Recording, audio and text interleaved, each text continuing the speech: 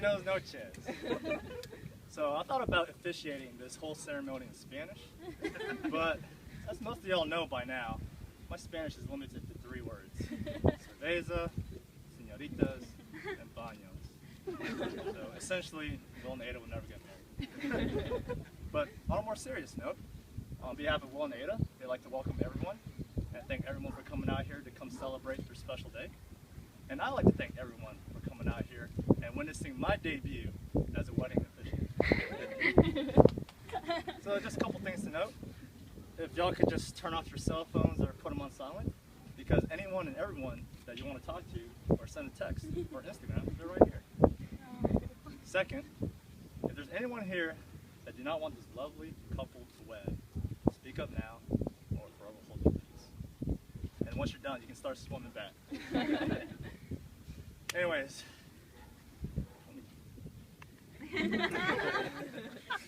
Hold on.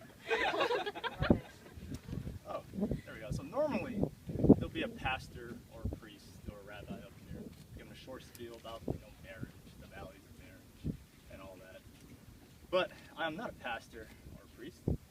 For those of you that don't know me, I'm a CPA during the week and a world-renowned wedding officiant. So if y'all like what I see, let me know. I can officiate your wedding. And as a CPA, my best advice for a very long and successful and happy marriage is when it comes to filing your taxes in the spring, don't forget to check that box that says married filing date. I can't imagine that day when that box is no longer checked. So, I think the best way to reflect the important values of marriage, such as unconditional love and perseverance and faithfulness, is the reading of various passages that have remained tried and true over the years and centuries. So, I'll start with the first one. I'll start with the passage from the Corinthians, as y'all could probably guess. So, 1 Corinthians chapter 13, verses 4 to 6. Love is patient. Love is kind. It does not envy. It does not boast. It is not proud. It does not dishonor others. It is not self-seeking. It is not easily angered. It keeps no record of wrong. Love does not delight in evil, but rejoices in the truth. It always protects, always trusts, always hopes, always perseveres. Such a beautiful passage. Alright, this next passage is from a contemporary poet. I think he does a great job in describing perseverance in a committed relationship. In the words of Jeffrey Atkins, I think most of us know him as Jaw Rule. Here's an excerpt from his song, Put It On Me. Girl, I feel like you and I have been born together, inseparable. You chose pain over pleasure. For that, you'll forever be a part of me. Mind, body, and soul. Ain't no I and we, baby. When you cry, who wipes your tears? When you're scared, who's telling you there's nothing to fear? Girl, I'll always be there when you need a shoulder to lean on. Never hesitate, no one you can call on. Your soulmate and vice versa. That's why I'll be the first to see Jacob Frost your wrist up. Now, the final passage reading is from an all-time great poet, world-famous love writer. It's from Clifford Smith, aka Method Man. Here's an excerpt from his world-famous song, You're All I Need. If I can get to it. Clearly, I have not memorized it. Here we go. Shody. There for you anytime you need me. For real, girl. It's me in your world. Believe me. None make a man feel better than a woman. Queen with a crown that be down for whatever. There are few things that's forever, my lady. We can make war or make babies. Back when I was nuts, it made a brother feel like son. That's why I'm with you to this day, boo. No front. Even when the skies were gray, you would rub me on my back and say, baby, it'll be okay. That's realtor brother like me. Now, Will and Ada, marriage is a lifelong commitment of unconditional love, unrelenting faithfulness, and perseverance through ups and downs. Now, may each of you be accountable for one another in your relationship, and hopefully you'll continue to grow and develop for many, many years. Now, we'll have the vows of expression and intent. Do you, William Lowe, aka W.O. in G-Chat, take and desire to be your beloved spouse, knowing in your heart that you'll be a faithful friend and a loving companion. On this special day, in the presence of family and friends as witnesses, you give your sacred vow that you'll always be with Ada and support her in times of sickness, in times of health, in times of joy, in times of sorrow.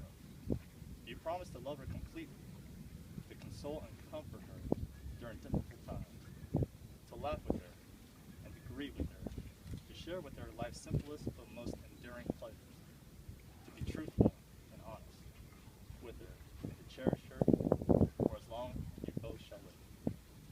I do. All right.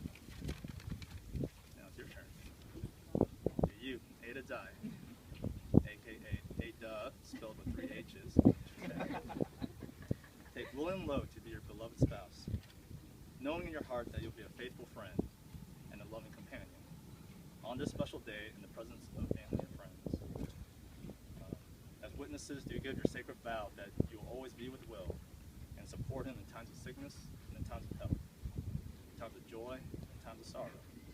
Do you promise to love him completely, to console and comfort him during difficult times, to laugh with them and to grieve with them, to share with them life's simplest but most enduring pleasures, to be truthful and to be honest with him, and to cherish him for as long as you both shall live? I do. As we have rings.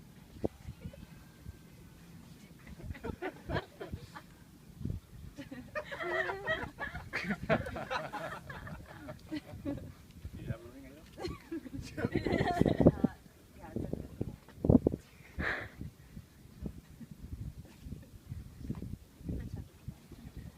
So, Will and Ada's rings are an external and visible sign of internal and spiritual bond of love, well, her imaginary ring that is, which unites their two hearts.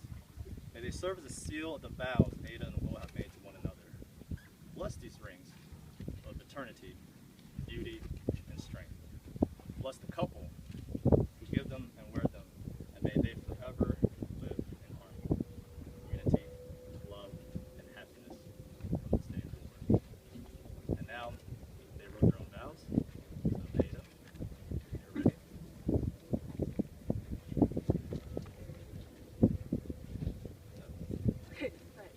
But If you want to I just say just had something. one sentence that I want to say was that the way that we made this happen, I'm excited about the way that we're going to make the rest of our life happen. Like your mom wants to. So I'm excited about making our life together.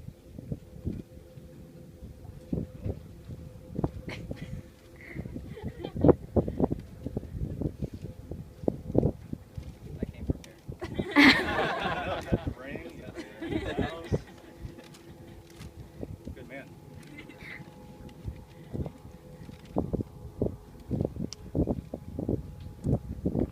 Ada. Being with you has always kept my life exciting and my heart racing for one reason or another. I was immediately drawn to you as soon as we met in Japan on a tour our families happened to take together in high school. I was heartbroken when the trip ended, but was too shy to ask for your number or email address. And then fast forward to summer of sophomore college year, and there you were again, more beautiful than ever. I felt it was fate, or serendipity, love again at first sight. I remember one of our first conversations that summer, and you said you were cynical and you don't believe in love at first sight.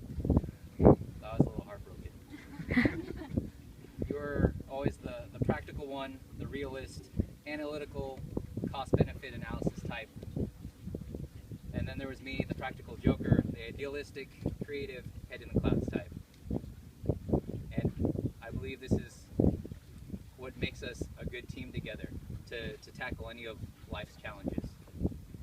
But also our ways of doing things differently, seeing things differently, makes us the best frenemies. This has led to many colorful disagreements between us, as actually many of our friends have witnessed at some point in time. But it is in front of these same friends that I make my promises to you. I promise to have more patience with you, never to go bed angry with each other, to always say goodbye, good night, good morning, welcome home, and I love you. To always make time for you.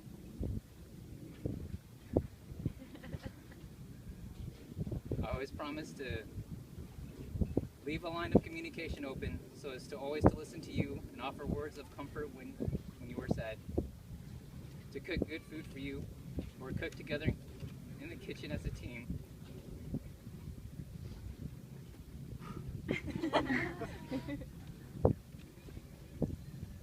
To shop for ingredients during the week for you to cook, and I'll do the dishes. To always remember your phone number in case I lose my cell phone, so I know who to call. To always be friends, or best frenemies. And to finally have these commitments not to each other, but to our family and all our friends. All right. By the power vested in me by the Universal Life Church, I now pronounce